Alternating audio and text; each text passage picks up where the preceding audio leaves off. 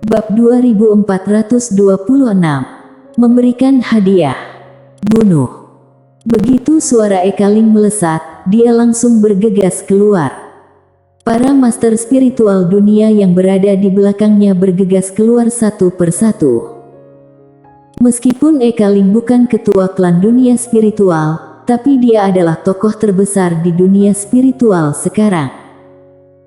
Sebenarnya, pada awalnya Ekaling tidak ingin berperang dengan Sekte Gu, karena begitu kedua klan berperang, maka roh yang tak terhitung jumlahnya akan mati. Tidak hanya itu, klan spiritual baru saja mengalami perselisihan internal. Berdasarkan kekuatan klan spiritual saat ini, benar-benar tidak memiliki peluang untuk menang. Namun, setelah mengetahui bahwa pelindung dari leluhur spiritual adalah ayah dari Mileye, dia tidak memiliki kekhawatiran tersebut lagi. Ketika melihat Ekaling dan yang lainnya menyerang secara langsung, wajah Bamas tiba-tiba menjadi murung. Hal ini sedikit di luar dugaannya. Karena menurutnya dunia spiritual saat ini sedang mengalami perubahan. Dalam keadaan seperti itu, dunia spiritual pasti tidak berani memulai perang dengan Sekte Gu. Oleh karena itulah dia berani ikut campur masalah internal dunia spiritual. Tapi dia tidak menyangka bahwa dunia spiritual langsung memilih untuk berperang. Kali ini, dia agak kaget. Tentu saja, saat ini dia tidak punya pilihan lain selain menyerang. Bertarung dulu baru bicarakan nanti. Dalam waktu yang singkat, pertempuran tersebut akan dimulai. Mileye bersembunyi secara diam-diam. Ketika kedua belah pihak bertarung dengan sengit, sebuah pedang tiba-tiba melintas. Puff! Dalam sekejap, kepala seorang master tingkat penguasa Sekte Gu terbang keluar, dan jiwanya langsung diserap oleh pedang tersebut. Pembunuhan instan. Mileye yang bersembunyi di dalam kegelapan merasa sangat semangat, serangan menyelinap itu sangat puas. Dia menemukan bahwa dia sebenarnya lebih cocok untuk melakukan serangan secara diam-diam. Manfaatkan ketidaksiapan orang dan membunuh mereka dengan satu pukulan. Seorang master tingkat penguasa tiba-tiba jatuh, dan wajah Bamas, ketua klan Sekte Gu tiba-tiba berubah drastis. Dia melihat sekeliling, tetapi tidak melihat orang yang menyerang itu. Pada saat ini, Tuan Putri Ling dari kejauhan berkata dengan suara yang dalam, "Itu adalah kultivator pedang." Kultivator pedang. Bamas menyipitkan sepasang matanya dan hendak berbicara. Pada saat ini, sebuah pedang tiba-tiba muncul di arena. Puff! Salah satu master tingkat penguasa langsung diserang di antara alis dengan sebuah pedang sebelum dia bereaksi.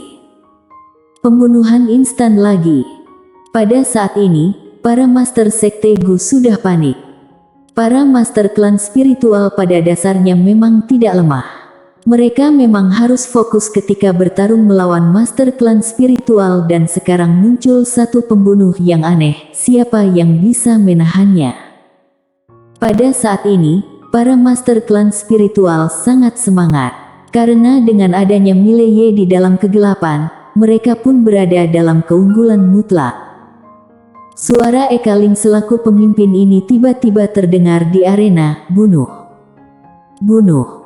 Suara itu melesat, para master klan spiritual langsung bergegas menuju master Sekte Gu. Ketua klan Sekte Gu, Bamas Gu yang berada di samping ini tiba-tiba berkata, "Kembali ke dunia kuno. Balik. Bertarung di sini sangatlah merugikan bagi mereka." Ketika mendengar kata-kata Bamas, para master Sekte Gu di arena segera mundur.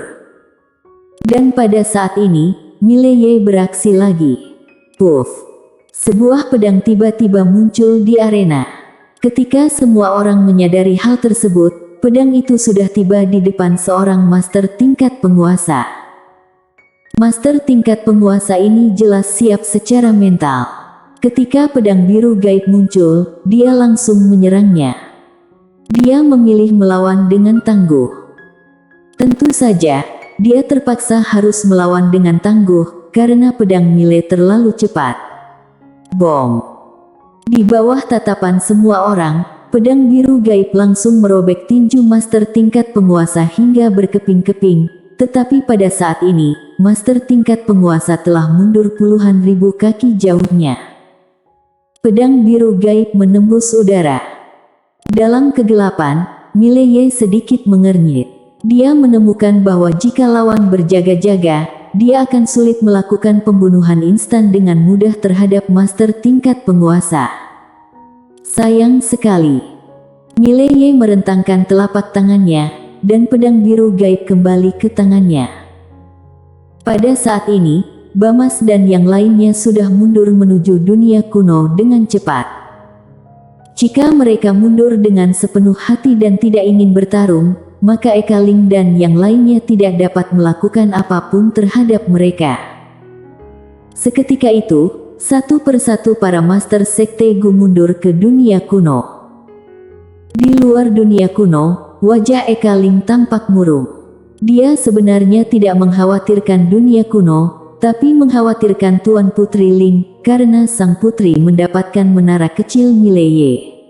Dia tidak berani memikirkan akibatnya jika Tuan Putri diizinkan berlatih di dalamnya untuk jangka waktu tertentu. Mileye juga sedikit mengernyit. Dia tahu kengerian menara kecil.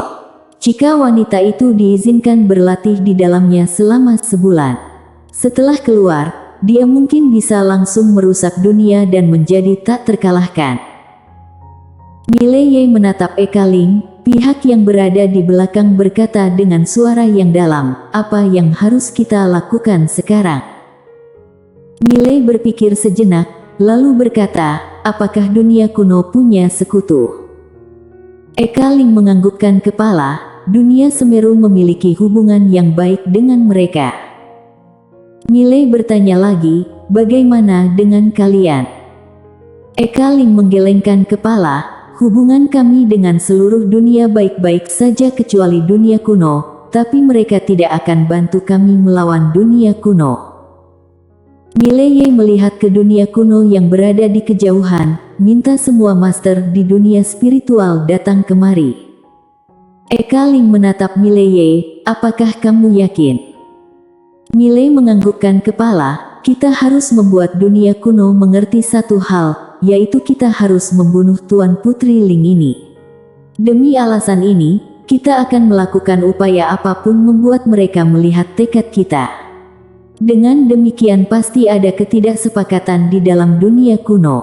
Karena jika mereka memilih untuk melawan kita, akibatnya kedua belah pihak akan mati bersama. Begitu hal itu terjadi, walaupun pada akhirnya dunia kuno bisa menang, mereka juga akan ditelan oleh kekuatan lain." Eka Ling bertanya, "Bagaimana jika mereka benar-benar memilih untuk berperang?" Mileye tersenyum dan berkata, "Kalau begitu bertarung saja. Karena sekarang dunia spiritual juga tidak punya pilihan lain, kan?" Eka Ling terdiam. Seperti yang dikatakan Mileye, dunia spiritual benar-benar tidak punya pilihan lain lagi. Jika tidak bertarung, setelah Tuan Putri Ling memiliki waktu untuk berkembang, maka dunia spiritual akan terjerumus ke dalam posisi yang sangat merugikan. Setelah mendengar ini, Eka Ling tiba-tiba berkata, "Sampaikan perintahku, semua master di dunia spiritualku segera datang ke sini, dan formasi besar di dunia spiritual akan segera diaktifkan. Targetnya ditujukan pada dunia kuno." Mileye menatap Eka Ling, "Formasi besar ditujukan pada dunia kuno." Eka Ling. Mileye ragu-ragu sejenak, lalu berkata, "Apakah formasimu begitu ganas? Bisakah bertarung melintasi perbatasan?" Eka Ling melirik Mileye, "Memangnya sulit ya?" Mileye. Dalam waktu yang singkat, banyak master dunia spiritual pun muncul, kemudian langsung bergegas ke dunia kuno. Tidak hanya itu, berbagai teknik formasi di dunia spiritual langsung diaktifkan. Dalam sekejap puluhan lubang hitam ruang waktu muncul di langit dunia kuno. Di dalam lubang hitam ruang waktu terdapat berbagai bentukan teknik formasi dunia spiritual. teleportasi waktu ruang. Selain itu, para master dunia spiritual juga telah datang ke dunia kuno satu demi satu, dengan tujuan untuk membakar semuanya. Perlu mengatakan bahwa 6 alam pun terkejut. Karena sudah bertahun-tahun tidak muncul perang antara dua dunia. Tidak ada yang mampu bertarung. Jika kedua dunia berperang, dampaknya terlalu besar. Dan siapapun yang menang, mereka pasti akan dimanfaatkan oleh kalangan lain pada akhirnya. 4 dunia lainnya tidak menyangka bahwa dunia spiritual akan berjuang begitu keras dan langsung melancarkan perang habis-habisan. Di luar dunia kuno, Eka Ling menarik Mileye ke samping. Dia menatap Mile. Jika benar-benar bertarung, akan ada banyak jiwa yang tumbang loh. Mileye berkata dengan suara yang dalam, kamu tidak punya pilihan lain, kan? Eka Ling berkata dengan suara yang dalam, apakah kamu benar-benar mengenal leluhur spiritual? Mileye menganggukkan kepala. Eka Ling melirik Mile, apakah hubungan kalian baik? Mile tersenyum dan berkata, baik. Eka Ling menganggukkan kepala, jika leluhur spiritual ada di sini, dia tidak akan membiarkan begitu banyak roh mati di dunia spiritual, kan? Mileye terdiam. Eka Ling menatap Mileye dan tidak berbicara. Beberapa saat kemudian, Mileye tersenyum simpul, aku mengerti apa yang kamu maksud. Kamu jangan khawatir, dunia spiritual dilindungi oleh si putih, yang setara dengan dilindungi oleh keluarga yang aku. Jika kamu mempercayai aku, dengarkan perkataanku, oke? Setelah hening sejenak, Eka Ling berkata, aku percaya padamu. Mileye menganggukkan kepala, selanjutnya dengarkan perkataanku, dan lakukan apa yang aku katakan. Eka Ling menganggukkan kepala, oke. Beberapa orang melirik ke belakang Eka Ling. Pada saat ini, para master dari klan spiritual telah tiba. Perlu dikatakan bahwa masih ada banyak master di dunia spiritual, ada 5 master di dunia alam terobosan, hampir 18 master di dunia tingkat penguasa dan di bawahnya ada alam terang yang tidak terhitung jumlahnya. Mileye menoleh untuk melihat dunia kuno, lalu berkata dengan suara yang ringan, dalam 1 jam, jika dunia kuno tidak menyerahkan Tuan Putri Ling, maka dunia spiritual aku akan membasuh dunia kuno dengan darah. Pertumpahan darah dunia kuno. Di bawah dukungan energi misteri, suara Mileye menyebar ke seluruh dunia kuno. Eka Ling melirik Mileye, tetapi tidak berbicara. Dunia kuno. Pada saat ini, semua master dunia kuno juga telah berkumpul bersama. Di aula utama, semua ekspresi master dunia kuno terlihat murung. Tidak menyangka bahwa kali ini dunia spiritual akan menekan sepenuhnya dan ingin bertarung sampai mati dengan dunia kuno. Hal yang terpenting adalah Sekte Gu ternyata kehilangan 2 master tingkat penguasa. 2 master tingkat penguasa ini dilatih dengan susah payah. Di arena, semua tetua menatap ke arah Bamas yang merupakan pemimpin mereka. Bamas tampak tenang dan tidak berbicara. Sebenarnya, dia tidak menyangka masalah ini berkembang sampai titik ini. Apakah klan spiritual ini sudah gila? Seluruh klan datang untuk bertarung sampai mati dengan Sekte Gu.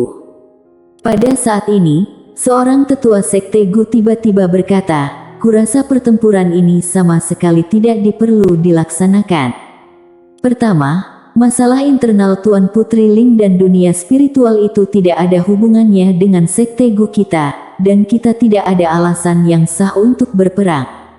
Kedua, membantu Tuan Putri Ling ini bertarung dengan dunia spiritual, Sekte Gu kita tidak mendapatkan manfaat apapun. Ketika mendengar kata-kata itu, semua master di arena menganggukkan kepala tanda setuju. Sekte Gu tidak takut dengan dunia spiritual, tapi tidak boleh membiarkan dunia spiritual memulai perang begitu saja. Demi seorang Tuan Putri Ling bertarung hingga pertumpahan darah dengan dunia spiritual benar-benar adalah perilaku idiot. Di arena, semakin banyak Master Sekte Gu mengungkapkan pandangan mereka. Semuanya tidak setuju Sekte Gu berperang dengan klan spiritual demi Tuan Putri Ling. Bamas tetap diam. Pada saat ini, seorang tetua Sekte Gu menatap Bamas, ketua klan, bagaimana menurutmu? Setelah mendengar itu, semua orang di lokasi menatap Bamas. Bagaimanapun, Bamas adalah ketua klan. Bamas tersenyum simpul, persilahkan Tuan Putri Ling. Tuan Putri Ling. Setelah Bamas mengatakan demikian, seorang wanita berjalan ke aula. Orang yang datang itu adalah Tuan Putri Ling. Semua Master Sekte Gu di arena menatap Tuan Putri Ling dengan ekspresi yang tidak ramah.